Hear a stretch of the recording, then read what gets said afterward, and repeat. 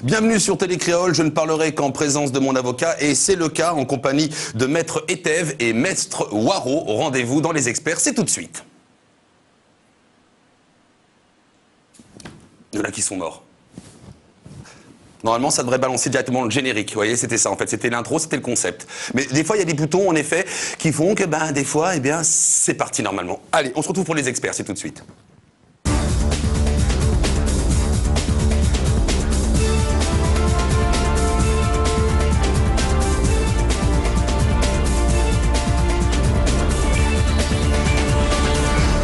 C'est une soirée avec pas mal de surprises, hein, d'accord? C'est le direct, c'est comme ça, ce sont les aléas. Bonsoir, comment allez-vous, Maître Amel Etève? Bonsoir. Oui, ça va bien? Oui, c'est ça. Très bien, oui, Bonsoir, je ne me suis pas trompé. Non, pas trompé. Maître Brigitte Waro? Ça va très bien. Et vous? Eh bien, écoutez, moi, ça va très bien. Je vais partir en vacances pendant 2 semaines, la semaine prochaine, oui. Ah, mais on n'oubliera pas les auditeurs de Télécréole, quand même. Ah, on les oubliera pas. J'aurai bien sûr une gente demoiselle qui aura le plaisir, bien sûr, de présenter cette émission, Les Experts. Voilà. Alors, surtout, bien sûr, n'hésitez pas. Vous faites le 02 62 566 566 pour pouvoir, nous poser la question en compagnie, bien sûr, de nos 2 avocats qui auront le plaisir de vous orienter et vous renseigner au maximum, bien sûr. Alors, c'est un petit peu plus difficile parce qu'on n'a pas les documents. Bien sûr, une défense, ça se joue également sur des dates avec beaucoup de précision. Mais globalement, on pourra, bien sûr, vous orienter. Alors, nous, on vous attend, bien sûr, au standard. Entre-temps, nous allons commencer avec une affaire qui nous a été donc donnée la semaine dernière concernant un appareil qui pouvait donc mettre directement des bulles dans une boisson. On a la personne au téléphone. Bonsoir. Oui, bonsoir. Alors, depuis la semaine dernière, ça va bien? Oui, ça va très bien. Alors, brièvement, on a 3 minutes, bien sûr, pour pouvoir suivre les petites affaires comme celle-ci, puis également aussi voir le déroulé et la suite des états pour pouvoir se défendre. Alors, très brièvement, on peut donc refaire un petit synopsis de cette histoire où explosion il y avait avec bulles dans l'eau. Donc, on pourrait dire un petit peu, il y avait donc anguille sous roche ou de l'eau dans le gaz. C'est ça. C'est ça? Alors, brièvement. Ça s'est passé le 19 août. Pour remettre les choses dans leur contexte, en fait, on a acheté un appareil pour faire des bulles, donc pour faire de l'eau gazeuse, en fait. Et suite à l'utilisation de cet appareil, lors de la pression, en fait, pour gazer la bouteille, en fait, la bouteille d'eau a littéralement explosé, ce qui a valu une soirée aux urgences, parce que mon conjoint donc s'est ouvert le bras. Suite à l'explosion de cette bouteille, ça aurait pu être dramatique, comme je l'ai précisé la semaine dernière, en sachant qu'on a un bébé de 6 mois et un petit garçon de 4 ans qui dans la pièce. Pu être défiguré, quoi. Voilà. Alors attention, juste avant, il y a la marque phare, la grande marque qu'on connaît, donc la première qui était sur le marché. Et ensuite de ça, il y a d'autres marques. Et donc là, on parle bien sûr des autres marques, non pas la marque phare, d'accord? On ne la citera pas, mais tout le monde connaît. Donc là, c'est une autre qui est donc vendue également à La Réunion. Donc, vous avez eu le responsable au téléphone? Toujours pas. Donc j'ai reçu par contre un mail où il s'est manifesté, comme quoi apparemment il mettrait cette affaire-là dans les mains de son assurance. Oui. Ça fait plus de 10 jours que j'ai eu ce mail. Bon, pour l'instant, il n'y a pas eu de suite par rapport à ça. Mais il n'a pas cherché à me recontacter, si vous voulez, pour connaître, déjà pour voir la machine, pour nous rencontrer déjà, et savoir pourquoi cette explosion a eu lieu avec son matériel, quoi. Donc, moi, la question, encore aujourd'hui, et je ne lâcherai pas l'affaire tout tant que je ne connais pas les causes de cette explosion. D'accord, on ne sait pas si c'est la bouteille de CO2 ou si c'est l'appareil qui, quoi qu'il advienne, ça explose quand même. Donc c'est pas le but non plus, même si c'est garanti qu'1 an, au bout de 2 ans, on a quand même droit de garder donc son bras et boire de l'eau gazeuse sans risque. Il y a eu également aussi une page où il y avait donc tous ces produits, mélangeant cette marque en cause et également la marque mère. Cette page donc sur un réseau, sur les réseaux sociaux, a totalement disparu, c'est ça? C'est ça. D'accord. À partir du moment où j'ai envoyé un message privé, donc parce que vu que j'arrivais pas à voir le responsable, je me suis dit bon, je vais envoyer un message privé comme un mail. Et suite à ça, le vendeur m'a répondu que lui, il était désolé de ce qui nous était arrivé et qu'il voulait plus s'occuper de cette page-là et que le lendemain, donc les photos ont été effacées, mais j'ai bien pris garde de les récupérer la veille. Et du coup, le lendemain, la page était complètement supprimée. D'accord. Donc il y a quelque chose aussi à se reprocher. Alors juste comme ça, il y avait aussi une hypothèse de pouvoir en effet envoyer cet appareil pour faire une analyse un petit peu comme les experts. On regarde un petit peu et ce serait peut-être de les envoyer directement à la marque mère. C'était ça un petit peu aussi l'idée, je crois, la semaine dernière. Allô ? Nous avons donc une rupture nette et brutale, comme chantait Jacques Brel à l'époque. Bah, écoutez, ça commence très bien, hein, cette émission, hein, elle est vraiment bien. Donc, en effet, il y avait donc la possibilité de pouvoir donc envoyer cet appareil pour que cette marque phare puisse l'analyser et voir un petit peu, parce que c'est vrai que ça fait du tort quand même un petit peu. Alors, quand on est avocat comme ça et quand on a une histoire comme celle-ci, est-ce qu'il y a une petite orientation que vous allez pouvoir nous donner? C'est une affaire qui est intéressante, certes, ça parle de consommation. Qui est responsable? Comment on peut déterminer ça? Alors, effectivement, j'avoue que ça devait être une sacrée soirée qu'ils ont passée en famille. Cette dame et son époux là, qui a eu cette bouteille qui s'est explosée. Il y a plusieurs choses. C'est vrai que là, il y a des dispositions légales dans le Code civil qui permettent d'une part d'engager la responsabilité du vendeur du produit, mais également du fournisseur, du fabricant du produit. Il y a des dispositions, il me semble, de mémoire 1386 du Code civil qui visent notamment la responsabilité du fait des produits défectueux, ce qui est le cas en l'espèce, puisqu'il y a vraiment un produit qui n'a pas rempli sa destination première. Donc il y a une procédure à faire. Il est clair qu'il va falloir passer aussi par une expertise médicale pour voir quels sont les préjudices corporels que ce monsieur a subis, pour arrêter ça de façon à ce que personne ne puisse les contester par un expert judiciaire. Et puis après, effectivement, agir en responsabilité sur les fondements des articles du Code civil. Le vendeur, c'est évident, et puis le fabricant, le fournisseur, on peut remonter la chaîne comme ça. Oui, en matière de responsabilité, c'est tout à fait faisable. Bien, mais écoutez, on va rester aux aguets sur cette histoire. Et donc, si vous le permettez, écoutez, dans 2-3 semaines, on vous appelle et puis surtout suivre un petit peu se dérouler. Allô ? Vous étiez là, vous n'êtes plus là. Bon, écoutez, voilà. Bon, écoutez, on se retrouve donc dans 2-3 semaines pour pouvoir connaître de votre part si ça a bougé. Et puis, on se retrouvera donc pour la suite de cette opération avec l'eau qui pétille et qui explose. Entre-temps, écoutez, on continue avec d'autres appels au 02 62 566 566. Bonsoir, allô, on vous écoute. Bonsoir, c'est à moi? Oui, c'est à vous. Oui. Alors, bonsoir tout le monde sur le plateau. Bonsoir. J'ai un petit problème, j'ai essayé de vous le raconter vite fait, bien fait, pour pas trop rentrer dans les détails, sinon ça va trop durer. Oui.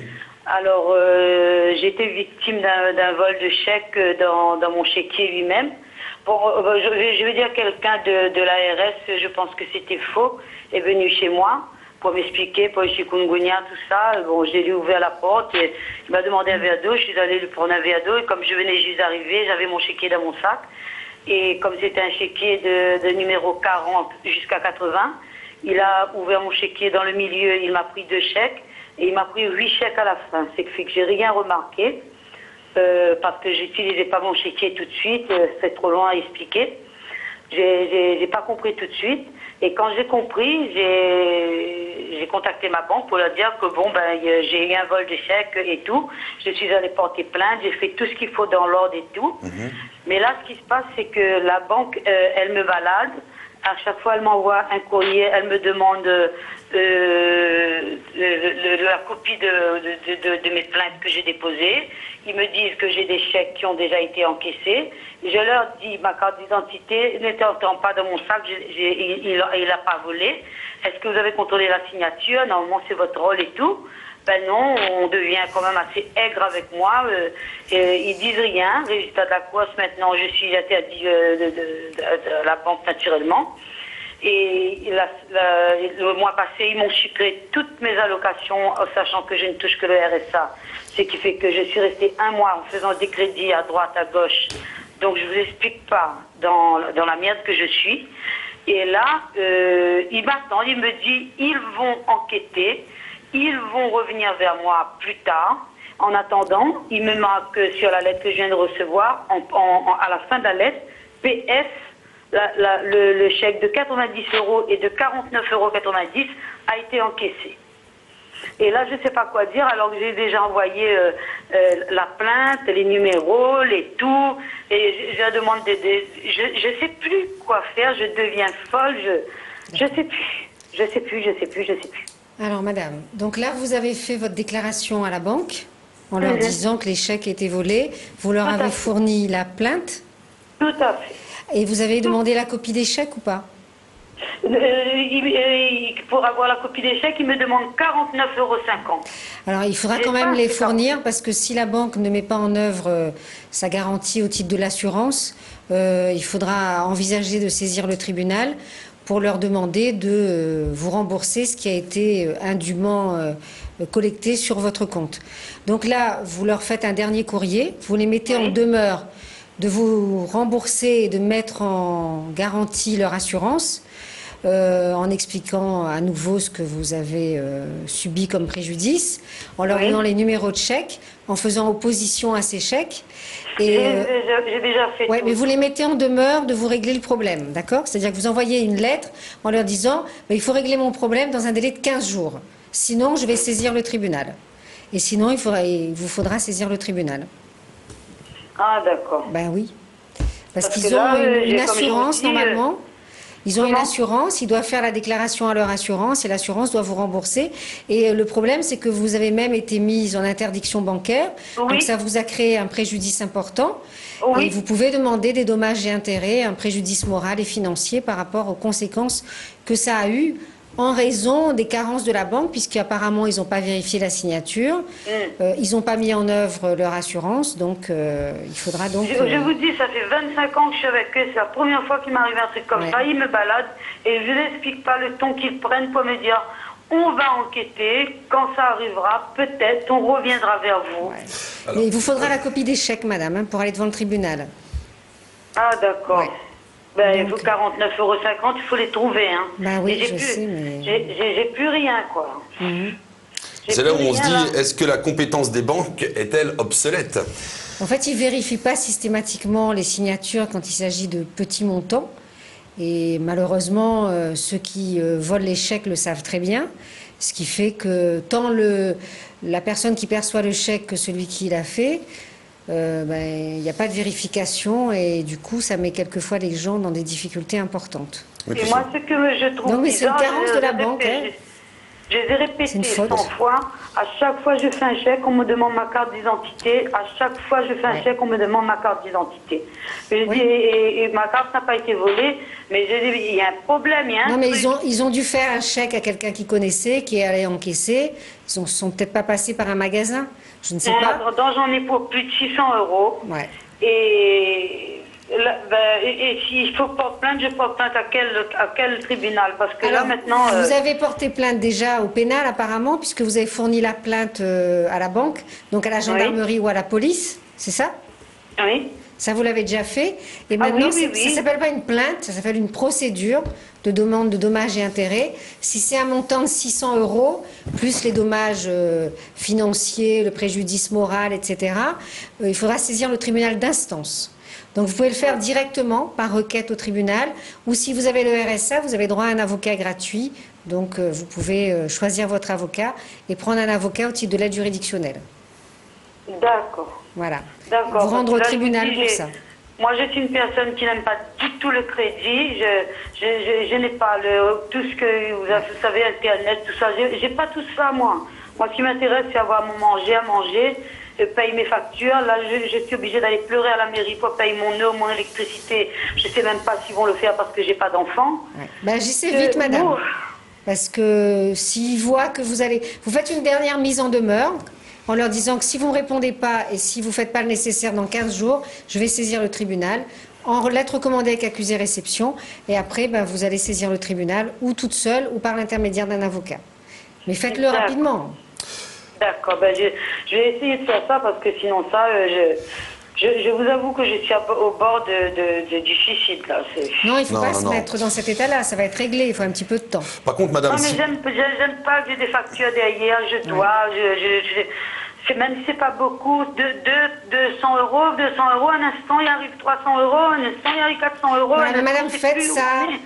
dans ce sens-là. Madame. Et puis je pense que les problèmes vont se régler Madame, assez rapidement. Voilà, comme disait donc Maître Waro, en effet, faites le nécessaire et surtout, si vous récupérez le standard, laissez votre numéro de téléphone ou à ce moment-là, téléphonez-nous dans 2 semaines pour voir un petit peu comment ça a évolué aussi, parce qu'on est quand même aussi amené à savoir un petit peu quelle est la suite des conseils et puis également de votre cas, parce que c'est quand même pas de votre faute. À la fois, c'est la banque qui sait pas faire son travail. Par contre, ils sont très forts pour prendre les agios. Hein, ils sont forts. Hein, ils sont forts. Voilà. Eh bien, écoutez, madame, j'espère qu'on vous a bien orienté. S'il vous plaît, vous nous rappelez pour nous donner de vos nouvelles par rapport à cette affaire. Je ne manquerai pas, je ne manquerai pas. Merci beaucoup. Très bonne soirée. Merci beaucoup. Merci. Au revoir. Au 02 62 566 566, on continue encore avec vos appels. Bonsoir, allô, on vous écoute. Allô, allô? Oui, allô, allô? Bonsoir, c'est Stéphane du Tampon. Ah bah, Stéphane, vous pouvez rester anonyme, mais absolument, Stéphane. Non, mais en fait, j'ai une question pour les avocates qui Bien sont... sûr, Maître Etel et Maître Waro, oui. Exactement, donc en fait, je suis confronté à un petit souci. J'avais 2 dossiers dans un cabinet d'avocats. J'ai décidé de retirer ces 2 dossiers pour les confier à un nouveau cabinet. Une des 2 procédures concernait un divorce et l'autre une procédure au pénal. La procédure pour le divorce, donc on m'a remboursé un certain montant. Dans le deuxième dossier, le pénal, on m'a remboursé rien, on m'a rien remboursé. Sauf que sur ce dossier, le cabinet d'avocats a reçu le dossier la veille de l'audience. J'ai été reçu à peine 20 minutes sur ce dossier, je dis bien à peine. Et également, le jour de l'audience, c'est-à-dire le lendemain, il y avait la grève des avocats. Quand je reçois le courrier m'expliquant pourquoi on ne me rembourse rien, on me dit que on a assisté à l'audience... attendez. Mes honoraires normaux pour assister une partie civile sont de tel montant hors taxe, ok, chose que bon je comprends pas puisque bon il n'y a pas eu d'audience puisque ce jour-là les avocats étaient en grève. Quel recours que j'ai pour me faire rembourser ces sous trop perçus de ce cabinet d'avocats? Alors, monsieur, bonsoir. Il est clair qu'il y a un principe chez les avocats, c'est que les honoraires sont libres, d'accord? À partir du moment où vous avez effectivement confié un dossier à un cabinet, que vous entendez retirer votre dossier du cabinet en question, donc il doit y avoir une discussion avec l'avocat en question. Si cette discussion ne peut pas avoir lieu, parce que là vous avez reçu un courrier, mais peut-être faudrait-il demander un entretien pour discuter de la difficulté avec l'avocat en question. Si ça ne se règle pas, vous avez la possibilité de saisir le bâtonnier de l'ordre des avocats. D'accord? Donc le bâtonnier est là pour régler ce genre de litige entre le justiciable et l'avocat qui a été saisi par cette personne. Je suis d'accord avec vous, puisque bon, à l'heure d'aujourd'hui, je me retrouve aujourd'hui sans avocat pour me représenter au pénal. Le dossier a été reporté à une date ultérieure et je ne sais pas comment je vais faire pour retrouver des sous pour aller à nouveau payer un avocat. Mais vous connaissez la date de renvoi ? Exactement. D'accord. Parce que quand on vous notifie la date de renvoi, est-ce que vous êtes fait connaître du cabinet? Est-ce que vous avez été discuté avec l'avocat? Parce que là, vous êtes allé retirer votre dossier de divorce, mais est-ce que vous avez prévenu aussi le cabinet de retirer que vous... Oui, j'avais adressé un courrier en fait à ce cabinet pour expliquer la situation. D'accord. Bon, alors à ce moment-là, effectivement, s'il y a une difficulté, il faut saisir le bâtonnier. Ok. Voilà. Voilà. Je vais pas hésiter. Bah oui, n'hésitez pas. C'est gentil. Bonne soirée. Très aimable. Merci beaucoup. Au revoir. Merci. On continue toujours au 02 62 566 566. Vous connaissez le téléphone par cœur, et ben nous aussi, et on vous écoute. Bonsoir, allô. Oui, bonsoir. Bonsoir. Oui, voilà, je voulais donc savoir vers qui me tourner dans mon cas. J'ai donc vendu ma voiture. En fait, voilà, j'habite dans une résidence donc depuis des années. J'ai vendu ma voiture à mon voisin, c'est-à-dire à la famille de mon voisin. Et il y a 10 jours de cela, et étant donné que je connais mon voisin, donc j'ai fait confiance, sa famille m'a payé la moitié du prix de la voiture et devait me payer le reste pour la fin du mois, voilà. Sauf que celui-ci ne veut plus me régler parce que soi-disant ma voiture ne roule plus alors qu'on était bien d'accord le jour de la vente, ils ont bien essayé, on était bien d'accord qu'elle prenait la voiture dans l'état et donc aujourd'hui elle ne veut plus me payer le reste du prix. Donc en fait aujourd'hui je dois me tourner vers qui? Vers mon voisin ou vers sa famille justement? Vers l'acheteur, madame. C'est celui qui a acheté votre voiture, c'est lui qui vous doit l'argent. Sur la carte Oui, grise. Voilà. Donc vous avez dû faire un acte de cession et vous avez convenu du prix de quelle façon? On s'est vu donc. Vous vous êtes vu et? Donc on est parti avec notre voisin qui nous a fait rencontrer la personne qui voulait vendre la voiture. Mais comment vous avez déterminé le prix et l'accord a été trouvé de quelle façon? Quand ils ont essayé la voiture, on s'est fixé sur le prix. Non, j'ai compris. Vous l'avez formalisé comment? Est-ce qu'il y a eu un écrit? Un écrit ou verbal? Non, justement, on a fait confiance aux voisins en fait. Ouais. Ah ben là, c'est un peu compliqué, madame. Normalement, si vous avez reçu vous avez fait un acte de cession, vous devez marquer les modalités de règlement. Donc un premier règlement à telle date, un deuxième règlement à telle date. Parce que là, sinon, ça veut dire que vous n'avez pas de preuve pour dire que vous avez été d'accord sur un montant qui ne correspond pas au règlement que vous avez accepté. Alors essayez quand même, envoyer une lettre recommandée avec accusé réception pour expliquer que le montant était de temps et que vous avez perçu un premier règlement et vous attendez toujours le second, mais ça va être un peu compliqué. Hein. Il reste combien, madame, au niveau du montant? Combien, la somme? 1 000 euros. À la base, le prix de la voiture est à 1 000 euros. Ils m'ont donné que 600. Oui. Donc ils devaient me régler les 400 à la fin du mois, quoi. D'accord. Ben, envoyez quand même une lettre recommandée. Mais si vous n'avez pas de preuve que l'accord était sur les 1 000 euros, madame. D'accord. Et ensuite, si pas de réponse, parce que je dois me tourner vers qui après? Ben, vous n'avez pas beaucoup de chances d'avoir une procédure qui vous soit favorable. Vous n'avez pas de preuve que l'accord était sur 1 000 euros, madame. Donc même quand vous faites ça... même s'il y avait des témoins, en fait, les témoins, lors de la vente? Les témoins, ils peuvent aussi avoir, eux, des témoins qui disent le contraire. Ça ne suffira pas. Il faut un acte signé des deux parties. Même si vous faites confiance en quelqu'un, quand vous vendez quelque chose, vous prêtez de l'argent, il faut absolument un écrit. Sinon, vous n'aurez pas de preuves et vous n'arriverez pas à obtenir quelque chose d'un tribunal. D'accord, donc en gros, je peux rien faire en fait. Essayez, faites une lettre recommandée, vous allez voir comment ils réagissent. Essayez et puis malheureusement, si vous n'avez pas de preuves, ça va être compliqué après. D'accord, je peux même pas porter plainte ou quoi que ce soit dans ce cas-là. Porter plainte sur quoi, madame? Vous n'avez pas de preuves. Eux, ils vont dire que c'était 600 euros et puis voilà. D'accord. Bon, très bien, merci. Malheureusement, voilà. Vous êtes fait un peu avoir là. Merci beaucoup. Désolé, oui. Au revoir. Alors c'est vrai que la confiance, hein, c'est quand même c'est rare. Alors si on peut donner un conseil, alors bon, cette phrase tant connue, hein, les écrits restent et les paroles s'envolent. Là, dans n'importe quelle circonstance, il faut quand même faire jouer du papier. Ah oui, systématiquement. Parce que même entre amis, quelquefois même entre frères et sœurs. Surtout entre amis des fois, parce qu'on se dit il n'y a pas de problème. Voilà, alors quand on fait un chèque, on peut peut-être avoir la copie du chèque, mais ça ne suffit pas pour établir la dette.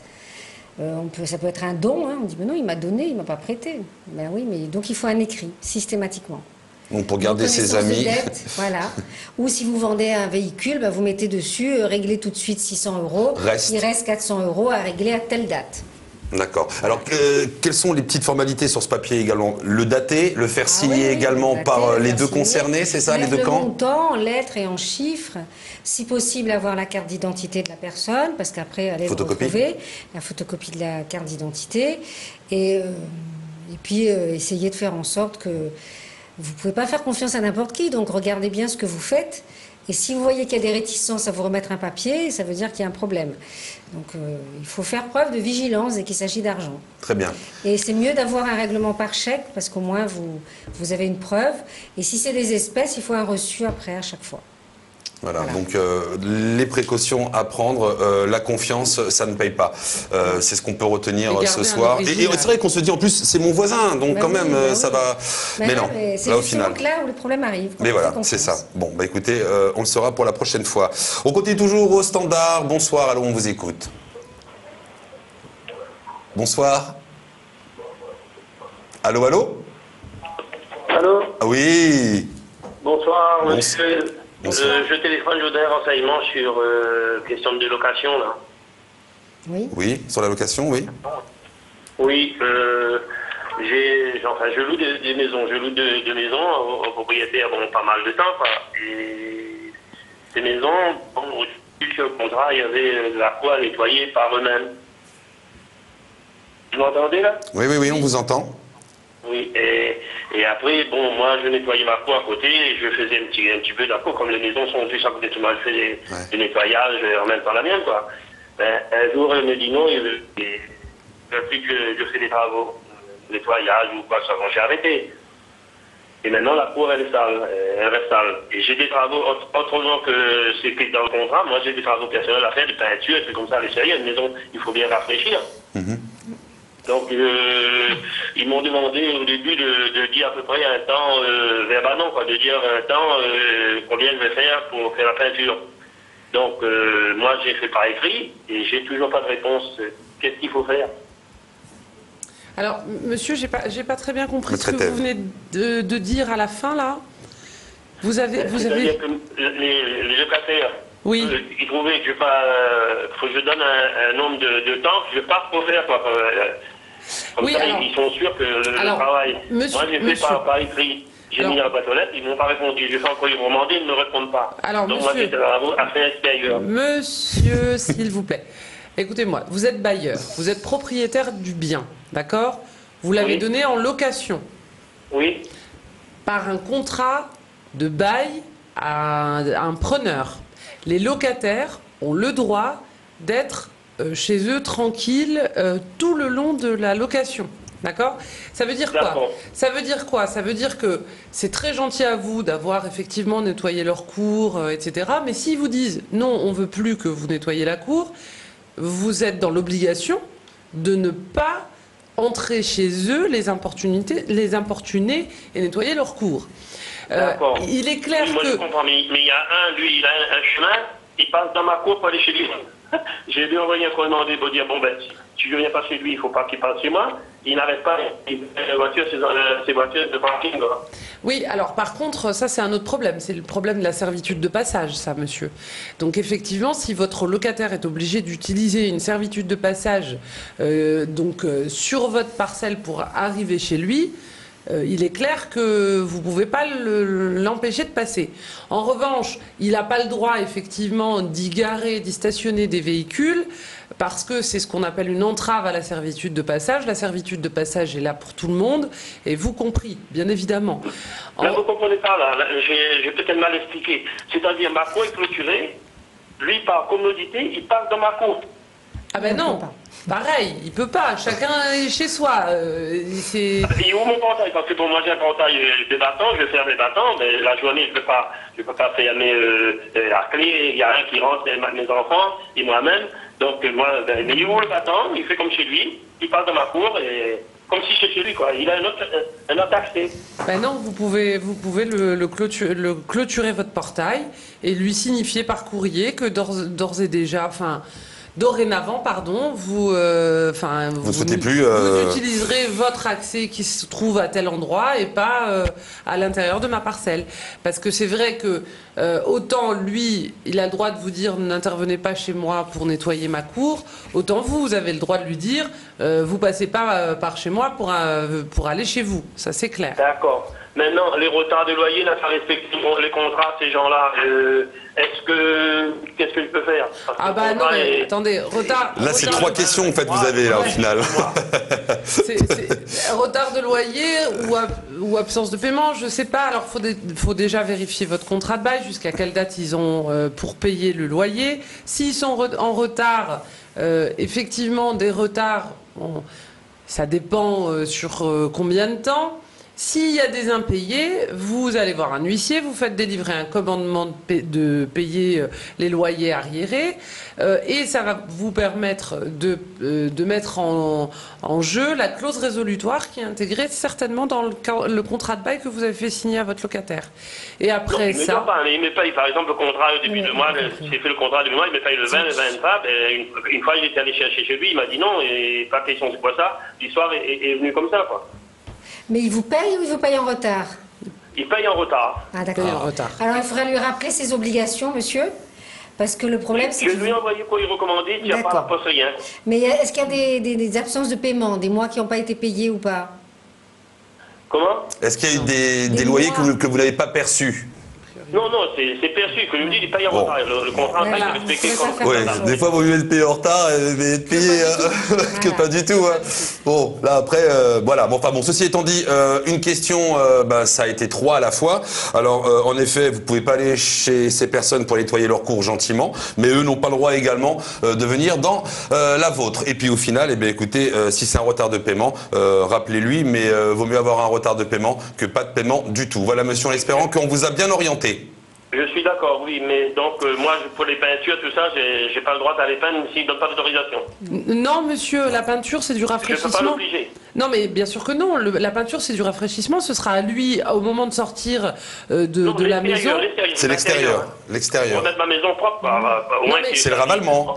Non, mais sauf à ce que votre immeuble soit, enfin, que sa solidité est en question, et à ce moment-là, effectivement, vous pouvez l'obliger, mais vous faire autoriser par le juge du tribunal à entrer dans le domicile pour faire les travaux de ravalement de façade, d'enduit, de crépi, je ne sais pas quoi, mais vous ne pouvez pas d'autorité vous dire, bah tiens, ma peinture de cette maison-là, elle est plus très très propre, je vais aller donner un coup de peinture. D'accord, Voilà, donc, c'est si- soumis si à leur je accord pas, après. Je ne vais pas. Non. Je peux rien faire, ça. Je ne peux pas arrêter le contrat en fin de contrat. Ah bah si, en fin de contrat, vous pouvez arrêter votre contrat, monsieur, mais Si ça n'a vous rien à voir respectez. avec la question que vous m'avez posée. Voilà. Il faut respecter les délais et les formes. Hein. Voilà. 3 ans, 3, 6, 9, c'est renouvelable. Et puis, si. En fin de contrat, je vais arrêter mon bail. Voilà, c'est ça. Bien Vous sûr, arrêtez vous votre regardez bail. les clauses Alors, de justement, votre tenez contrat. Il y a 6 mois, quoi. 6 mois pour lui donner de Pour préavis. vous, oui. Oui. 6 mois pour Ah, vous avec et 3 mois pour eux. C'est Lettre ça? recommandée enfin, Acte d'huissier. congé par Oui. huissier. Voilà, monsieur, j'espère qu'on a répondu J'ai des questions avant de... non, monsieur, on n'aura pas le temps, on a du monde au standard, je suis désolé. Par contre, franchement, rappelez-nous la semaine prochaine. Voilà, on a fait un petit timing pour tout le monde. Voilà, je vous remercie beaucoup. revoir. Très bonne soirée. Merci. On continue toujours au standard 02 62 566 566. Allô? Allô, allô? Allô, oui, Oui, bonsoir. bonsoir. On vous écoute. Je me téléphone par rapport que m'en a travaillé pendant 16 ans avec toutes mes camarades. Oui. Et toutes mes camarades, elle a eu, comment dire, elle a eu autres papiers pour emmener les autres RIB. Les autres emmènent les autres RIB pour être payés. Mais moi, non, parce que la lettre que j'ai eue, il dit comme ça que m'en a pas contesté. Alors, madame, j'ai pas compris. là. La race? Allô? Là, oui, c'est ça. Ah, d'accord. Vous nous l'aviez pas dit, c'est pour ça qu'on se posait la question. Vous avez fait une procédure, madame? Oui. Ben, si vous avez fait une procédure, il y a un jugement? Oui, le jugement est fini, définitif. Ah, d'accord. Et ils vous ont pas payé? C'est mon avocat qui m'a pas dit. Madame, alors allez voir votre avocat, c'est pas normal parce que effectivement, c'est pas un jugement, c'est un arrêt de la cour d'appel qui a été rendu récemment. Si vous avez été dans la cause et été représenté par un avocat, vous devez avoir vos indemnisations. Donc vous allez voir votre avocat et vous faites le point avec lui parce que c'est clair que ça n'est pas normal. Oui, il y a peut-être un délai, en fait. Oui. Il y a peut-être un délai, en fait, parce que quelquefois, si en l'occurrence, c'est ou l'AGS ou le département a payé, le temps de vous reverser l'argent, il y a peut-être un délai qui n'est pas encore passé. Donc faites le point avec votre avocat. Il fallait que c'était moi-même avant, il fallait faire ça ou quoi. Vous-même avant. Faites le point avec votre avocat, Oui, madame, parce que là, c'est c'est ça. un petit peu imprécis et on ne connaît pas vraiment votre dossier. Voilà. Donc le mieux, c'est de vous rapprocher de l'avocat qui vous expliquera comment vous allez percevoir les indemnités. Et si vous n'avez pas D'accord. perçu, il fera une lettre à la personne ou l'organisme qui a été condamné. Oui. Voilà. Voilà, madame. Merci. D'accord, merci. Voilà. Au Au revoir. revoir. Donc action, voilà, très bonne soirée. On continue toujours au standard, il y a du monde encore, mais oui bien sûr. Allô, on vous écoute. Allô, bonsoir, messieurs, dames. Bonsoir. Voilà, j'ai une petite question à vous poser. J'ai une maison Voilà, à côté le voisin, il y a un terrain qui est un peu délaissé. Certains moments, à force délaissé, il y a des branches, il y a des lianes qui empiètent sur le toit de ma maison. Ça fait que quand les feuilles qui tombent, ça bousse mes gouttières, tout ça. Ça fait que quand je passe avec le voisin pour lui signaler, voilà, il y a des lianes, tout ça, qui est pénétré sur mon terrain, je dis, mais trouver une solution de couper les branches, tout ça, de entretenir son terrain qui est à côté de moi. Maître Waro va vous répondre. Il y a des plantations d'à côté qui vous envahissent et qui vous embêtent, c'est ça? Et qui dégradent votre maison. Alors dans ce cas-là, monsieur, vous faites des photos, allez voir un huissier pour faire un constat d'huissier. Vous lui envoyez une lettre recommandée avec accusé-réception en lui disant de couper toutes les branches qui dépassent chez vous, parce qu'il n'a pas le droit de le faire. Et ensuite, s'il ne fait rien, il faudra aller au tribunal, et c'est le tribunal qui va le condamner à respecter votre maison et votre jardin, parce qu'il n'a pas le droit d'envahir votre jardin. Il doit respecter une limite par rapport à la clôture pour justement ne pas embêter ses voisins. Donc là, il y a un trouble de voisinage. Et il faudra constat d'huissier, lettre recommandée à votre voisin, photo, et ensuite vous saisissez le tribunal s'il ne fait rien. Ah, d'accord. Le tribunal va le condamner avec ce qu'on appelle une astreinte. Tant qu'il n'aura pas fait les travaux ou enlever les herbes, les lianes, etc., ben, il y aura une astreinte. C'est-à-dire qu'il doit payer tant par jour tant qu'il ne l'a pas fait. Ah, d'accord. Voilà. D'accord. Donc voilà. Bon, oui. Excusez-moi, monsieur, ce ne sont pas des arbres fruitiers par hasard? Non, ce ne sont pas des arbres, c'est des lianes. Voilà. Ah là, oui, là, on peut rien faire. Imitez Tarzan pour voir, peut-être. Je sais pas. Enfin bon, bref, ok, la vienne, vous êtes quand même dans votre droit. Donc, prenez des photos, voir un huissier, ou même, on peut aussi directement aller à la mairie. Éventuellement, oui, mais la mairie, c'est pas trop du pénal. Au départ, là, il n'avait pas de problème. La mairie, assez régulièrement, qui vient nettoyer le terrain. C'est ça. Si des problèmes de salubrité, vous pouvez aller voir la mairie. C'est-à-dire s'il y a de l'eau stagnante. Quand j'ai appelé la mairie à nettoyer, la mairie qui a envoyé des personnels pour nettoyer, il est venu sur son terrain, il a dit « Qu'est-ce que vous faites sur mon terrain ?» Oui, mais il a raison, c'est pas à la mairie de faire ça. Hein. Ouais. La mairie ne peut pas aller sur un terrain privé. Oui, voilà. Bon, bah écoutez, monsieur, là, vous avez qu'à lancer cette petite procédure et puis ça va vite se régler. D'ailleurs, tenez, justement, je voudrais en parler à Maître Etel et Maître Waro.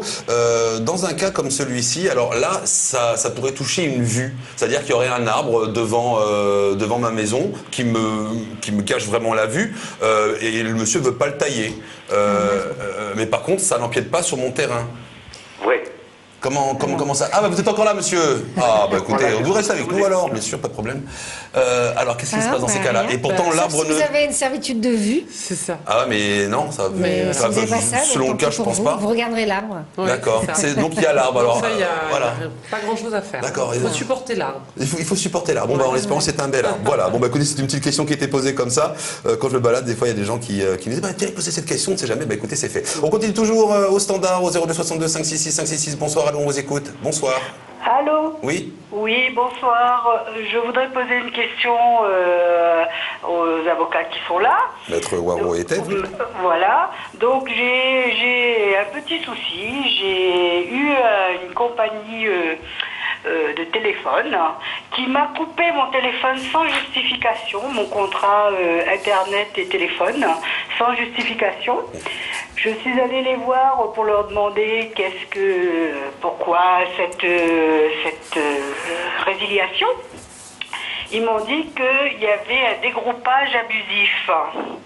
Donc je leur ai demandé, c'est qui l'opérateur qui s'est permis de clôturer mon compte sans mon approbation. Et ils ne veulent pas me le donner. Et jusqu'à aujourd'hui, ça fait plus de 3 semaines, je suis sans téléphone, sans internet, sans rien. Et j'ai jamais eu d'impayé, j'ai jamais eu de problème. Donc je ne comprends pas. J'ai envoyé un courrier au directeur, j'ai fait une lettre de mise en demeure. Et jusqu'à présent, je n'ai rien. Juste une question, qu'est-ce qu'un dégroupage abusif? Ah ben ça, je ne sais pas. C'est un bon prétexte. Le Oui, groupe c'est ça. qui m'a dit ça. C'est un dégroupage abusif, madame. Là, c'est clair. Là, on peut rien faire pour vous. Non, enfin, c'est vrai que c'est dégroupage abusif. Bon, bah écoutez, je crois que des fois, ils abusent un petit peu, hein, quand même, ces opérateurs. Ils sont pas mal de situations. Alors, qu'est-ce qu'on peut faire quand on a le téléphone coupé comme ça, sans aucune raison, au final? Si, dégroupage abusif. Je crois que vous C'est avez un envoyé grand mot, déjà. hein, on cache beaucoup de choses et à ça. Hein. Ah bah, vous Oui, allez voir. oui. Je vais vous en raconter une tout à l'heure aussi. Elle est pas mal. C'est surtout du n'importe quoi. Ouais. Bon. Donc là, vous n'avez plus de téléphone, c'est ça? Et vous avez fait une lettre recommandée déjà pour leur demander des explications? Voilà, j'ai fait une lettre recommandée, aucune explication. D'accord. J'ai Et téléphoné, je suis allée Vous sur avez le continué à plateau, payer mais- votre abonnement ou pas? Pardon? Votre abonnement, vous avez continué à le payer? Ben là, pour l'instant, je ne sais pas, parce que je le paye tous les mois, quoi. D'accord. C'est pas un Donc prélèvement. voilà, à partir du moment où vous n'avez pas la prestation, vous ne pouvez pas avoir de prélèvement sur cette prestation. Si vous continuez à avoir un prélèvement, c'est pas justifié. Donc à ce moment-là, vous leur demanderez le remboursement. Et si vous estimez que vous avez subi un préjudice, ben, il faudra l'établir. Hein. Oui. Par exemple, si vous êtes un professionnel et vous avez besoin absolument de votre téléphone ou de votre Internet chez vous, Tout à fait. donc ça vous crée un préjudice, vous pouvez saisir le tribunal de votre lieu où vous habitez là et d'essayer d'obtenir non seulement le remboursement des sommes qui étaient prélevées indûment suite à une prestation qui n'était pas réalisée, mais éventuellement votre préjudice s'il est professionnel, personnel, etc. Éventuellement une certaine somme pour ce montant. Et D'accord. puis le fait qu'ils aient agi abusivement hein, avec des prétextes qui n'en sont pas, eh bien ça aussi, ça peut vous créer un préjudice. D'accord. Voilà.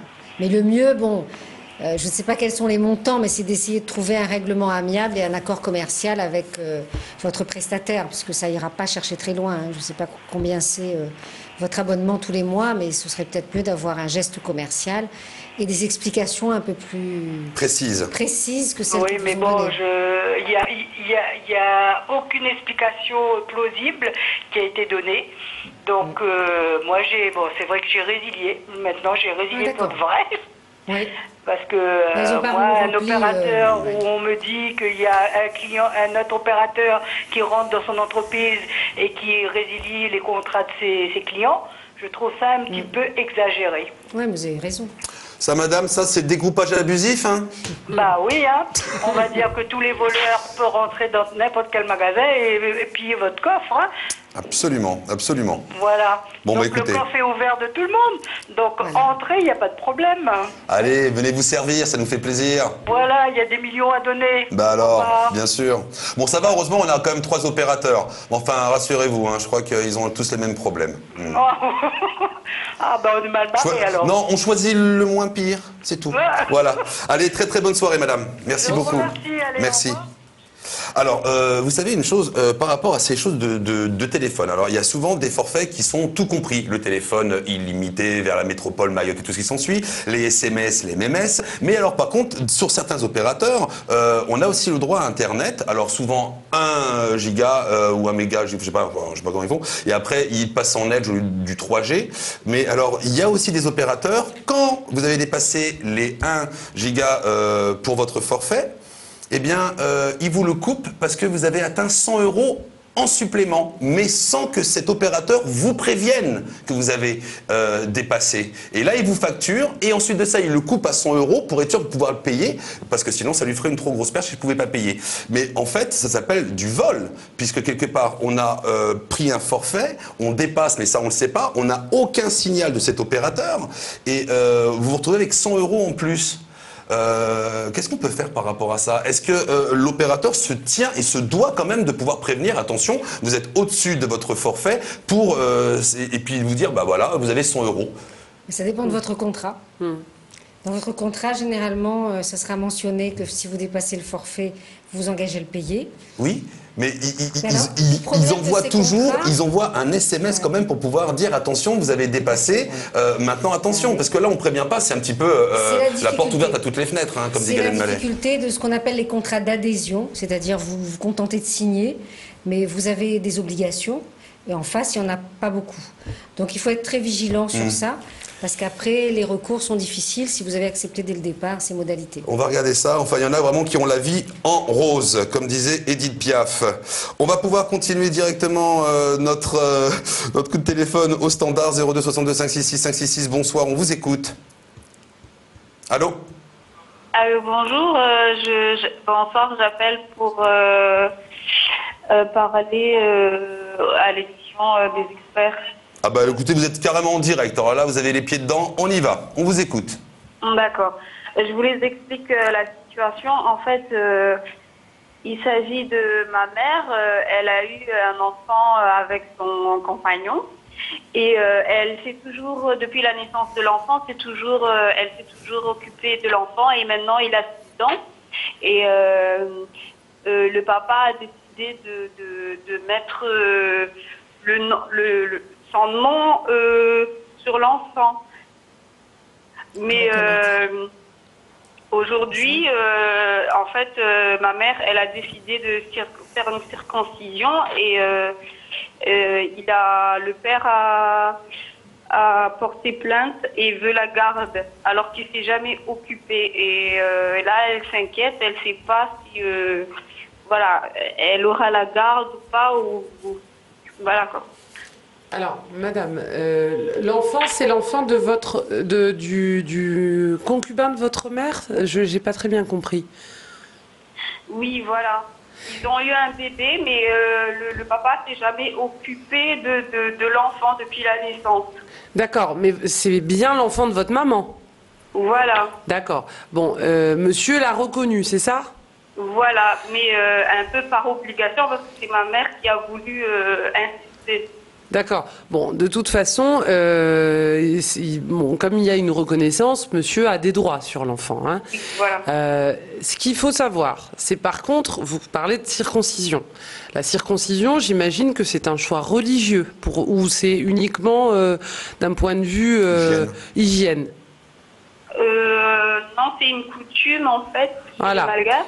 Et lui, comme il est témoin de Jéhovah, ouais. Ça l'a choqué et maintenant il a porté plainte et il veut la garde de l'enfant alors qu'il s'est jamais occupé. Ouais, donc ça, c'est une question que le juge aux affaires familiales peut régler. De toute façon, comme il y a un contentieux entre un papa et une maman, maintenant il va falloir saisir le juge aux affaires familiales pour trancher la question de la circoncision. Elle a été faite ou elle n'a pas été faite ? Elle a été faite pendant les vacances, tout ça. Elle a été faite ? Oui. Ouais. Alors, elle a été faite, ça par contre c'est plus problématique. Ça veut dire que madame, elle est passée outre les droits du père et effectivement ça peut être ennuyeux. Et pour elle et pour l'enfant. Et notamment du point de vue de la plainte. S'il y a une plainte pour violence faite à l'enfant, le procureur peut poursuivre en disant bah oui mais elle n'avait pas l'autorisation du papa, parce que quand maman et papa sont d'accord il n'y a aucun problème, mais à partir du moment où il y en a un des deux qui n'est pas d'accord, effectivement ça peut constituer l'infraction, donc une infraction en tout cas. Donc le procureur va pouvoir peut-être effectivement se saisir du dossier. En revanche, moi j'invite votre mère absolument à saisir le juge aux affaires familiales, parce que de toute façon, en dehors de ce problème de circoncision, il va falloir faire fixer la résidence de l'enfant et les droits d'un point de vue autorité parentale, les droits de visite et d'hébergement de monsieur. Parce que j'imagine que pour l'instant, l'enfant vit avec votre mère. Oui. Et monsieur vit pas avec eux. Non, pas du tout. Voilà. Donc il va falloir quand même organiser la vie de l'enfant devant le juge aux affaires familiales. D'accord. Voilà. Ok, merci beaucoup. De rien, au revoir. Au revoir. Au revoir, bonne soirée. C'était notre dernier appel. Alors, juste avant de clôturer cette émission, je voudrais demander à Maître Etève, alors, où sont les robes noires? Toujours dans la rue? Ça continue encore? Il y a eu une évolution? Vous êtes en dépression? Comment ça se passe? Ça risque. Ça risque. Est-ce que les gens vont pouvoir continuer toujours à être aidés gracieusement? C'est dans les gonds, là. On ne sait pas trop quels vont être les mots d'ordre que nos institutions, d'un point de vue national, vont donner. On sait qu'il y avait un rapport très important qui devait être rendu fin août, qui a très probablement été rendu au ministre de la Justice fin août, sur lequel il faut qu'on puisse travailler. Il y a déjà des barreaux qui sont en grève. Il y a le barreau de Saint-Denis qui a déjà voté en Assemblée Générale un certain nombre d'audiences sur lesquelles il y a des mouvements de grève. Il y a les sessions d'assises qui sont un petit peu bousculées, bouleversées en ce moment à La Réunion, de par ces mouvements de grève. Aujourd'hui, ça comprend aussi les huissiers, les notaires, qui sont aussi en grève à partir de lundi prochain. Oui, les huissiers absolument aussi, voilà. Les notaires.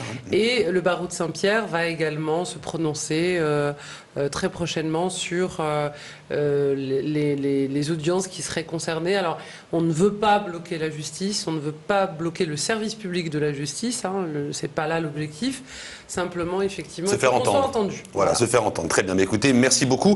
Également pour les sujets abordés, pour la dame qui avait donc un problème avec son chéquier, avec des chèques volés, surtout vous n'hésitez pas à nous rappeler pour nous donner donc la suite de vos aventures. Sur ce, bien écoutez, merci d'avoir été présent, merci de nous avoir accueillis chez vous. La semaine prochaine, ce sera Johanna qui prendra donc place ici même pour présenter les experts. À toutes et à tous, une excellente soirée. Je remercie bien sûr Maître Brigitte Waro et Maître Amel Etève. Bonne soirée. Bonne soirée.